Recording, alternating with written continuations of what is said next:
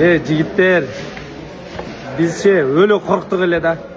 Кандай болуп калатын ал? Асандыкы, Хамзаныкы жабылды, биягы кыйла сабыйлап кетсе керек депчи. Жок, андай боло элек. Бүгүн 5 машина келди. Эртемен бирөө келди, ошо менен 6 сатылды. Мына машиналар тизилип турап келген. Бүт өтүмдүү машиналар.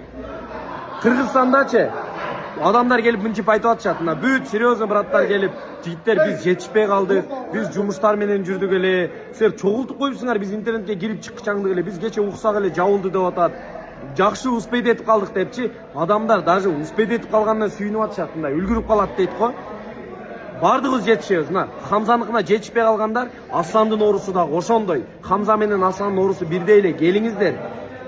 Биз жана сбор Хамзага өттүк дегенден солгундайбыз десек жок. Любой келип эле Хамзага, Асланга деп эле келип 100 000, 200 000 деп таштап кетип атат. Биз капа болдук эле. Карапайым эле эл келип атат. Мына серьезный акчасы бар байкелерибиз карабай атат дедик эле. Жок, алар эми ойгонуптур. Келип 100 000, 200 000 деп таштап кетип атышат. Жигиттер, келе бериңиздер. Рахмат чоң. Мына адам дагы деле көп. Саат 12:30 болуп калды, Кудай буйруса. Бары сонун. Эч ким зордогон жок.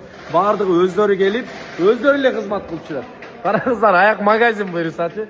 Бирден сатылып кетип, Сули болсо унутуп калган уже телефон сатканын. Буйруса сонун жигиттер, келе бериңиздер.